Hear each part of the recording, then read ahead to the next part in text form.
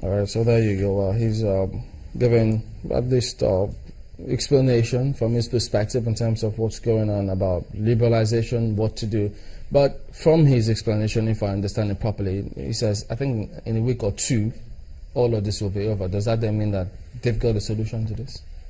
Well, how sustainable is that? That is the issue.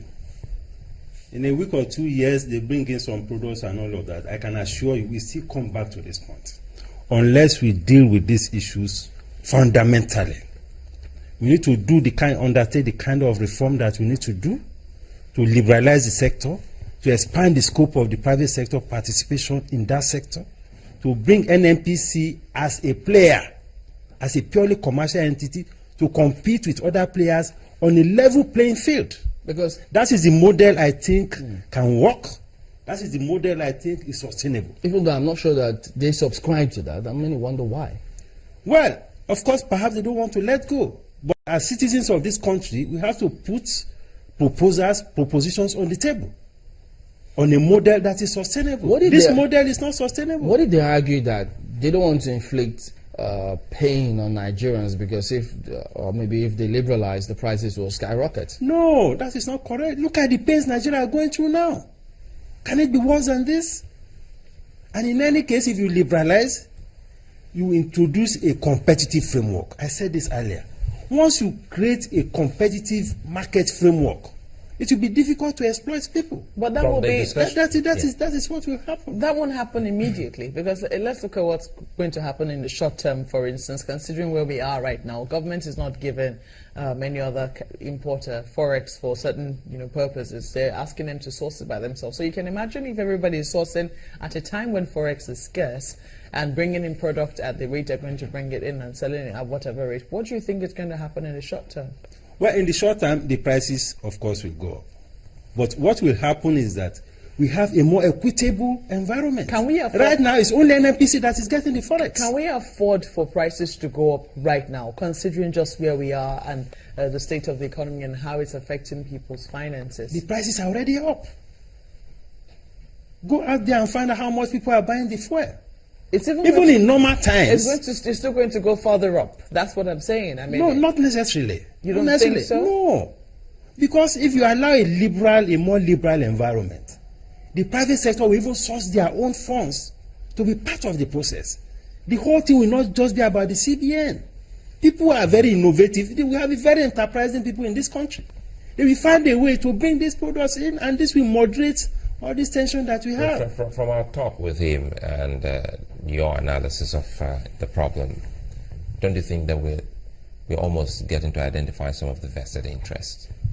Well, I don't know, but it is clear that some people are benefiting from the status quo.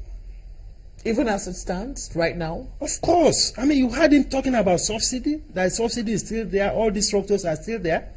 And these are structures that are not benefiting. He also admitted that Nigerians are not even getting the full benefits of the subsidy. No, he said he said something about subsidy being inherited. Well, as it stands right now, they're still trying to pay off that backlog of subsidies that were inherited. But right now, they're operating the price modulation system, which says nothing about subsidy. The point is that as soon as the crude oil price begins to go up, as we are beginning to see, subsidy will You don't think that there will be an adjustment? Then we'll be back to he spoke about an adjustment of price again.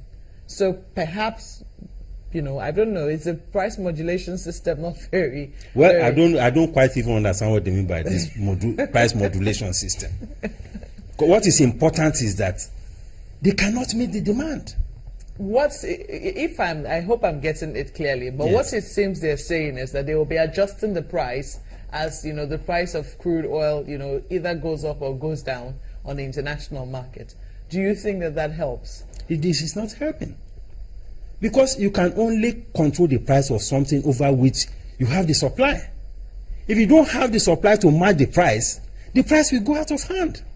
No matter what you do, no matter what controls you do, no matter how much DPR officials you send out, if you don't have the supply to match it, the prices will go out of hand.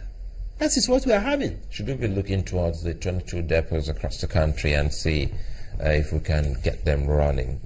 With that, if you have a depot, somebody has to provide the supply. Who is going to fill the depot? The private sector investors who are supposed to fill the depot are not given the opportunity to do so because of the policy environment. So there is no alternative to liberalizing all of this. If you need to engage labor, let the government engage with labor. We cannot continue to go through this cycle of scarcity, of agony, of, it's a lot of pain on Nigerians. Well, who knows when that next price modulation will happen, because different people who are importing this product are giving different landing costs as a result, determining their prices. But then whether or not the price modulation takes the prices up or down, you think this is not sustainable? It's not sustainable. This model is not sustainable. That's my view.